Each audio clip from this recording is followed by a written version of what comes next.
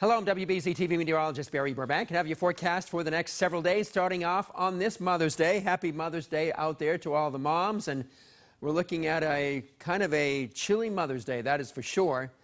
Last year in May 2018, it was a very, very warm to hot month. We had 11 days when it reached 80 degrees or higher. Of course, that was the whole month because we haven't gone into too many days yet, but at least through the first 11 days of this month in the 2019 version of May, the mean temperature departure is below average, so we'll see what happens the rest of the month, but I know the next 3 days are going to be below average. Something to look forward to coming up for this week, though, is the fact that we have our first 8 o'clock sunset. That happens on Thursday, so that's something to look forward to.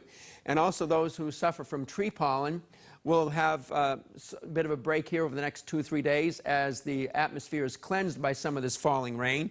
After the pollen levels really spiked yesterday, has dropped back some today thanks to the falling rain. Will fall off even a little bit more tomorrow, although it's not going to rain too much till the afternoon. The lowest levels of pollen will be on Tuesday, and then it starts ramping back up the second half of the upcoming week as weather improves. So today we're in the 40s. We actually were in the 50s early this morning, and around mid-50s around midnight, so the high temperatures for the day happen around midnight. Now we're back down to the upper 40s, and we'll hold constant, if not drop back a touch, as we go through the rest of the day with this periodic to occasional rain. Much of the nation, though, is really looking great on this Mother's Day. If you know folks across the country, there's a lot of 70s. There's some cold pockets around the Great Lakes. But look where we are in the cold corner of the country again, as we have another low-pressure center coming on and blocked by high pressure to the north. It's feeding in chilly air, so that rain now continues to fall. It doesn't look like we're going to get a break this afternoon like we had thought yesterday morning that we could get a break in the afternoon and it would be suppressed southward. Pretty much looks like it's going to be holding in place. That doesn't necessarily mean it's going to be raining all day long.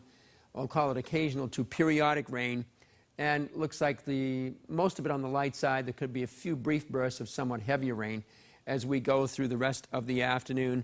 Just sprinkling way up across far northern Massachusetts, and northern New England won't get much of anything at all beyond southern portions of New Hampshire. So if you go into the Red Sox game this afternoon at Fenway Park, certainly take the rain gear. I do expect some occasional rain. We'll have to see if they have to delay it or what goes on. But anyway, prepare for it anyway if you're going to the game with that rain gear. And then that's with the Mariners. Then we have the next 2 games will be Tuesday and Wednesday evenings with the Rockies in town for those 2 games. There'll be a damp feel in the air still on Tuesday night and a cold breeze, only 44. Not much rain falling except maybe a little fine mist could be happening. Then a Wednesday evening's game, partly cloudy and a breeze, and should be milder then, up to 54 degrees. Low temperatures tonight, lower 40s for the most part, except 43 to 45 in Boston, upper 30s in the Worcester Hills. High temperatures tomorrow, without much rain through midday, we'll be getting up to around 51 to 53 degrees. And it looks like, for the most part, the rain will not be falling tomorrow. There's a chance the low cloudiness could break up a little bit in the morning. Don't think that is a high likelihood at this point, but at least it may happen. If it does, it'll be just a bonus. In the afternoon, showers will break out.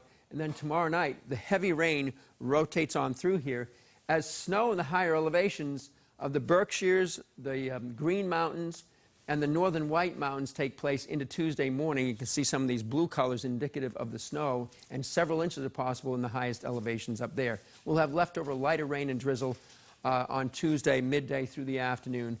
And looks like rainfall, we get a couple tenths of an inch this afternoon, and then it doesn't accumulate much more after that, tonight and tomorrow, until we get late in the day.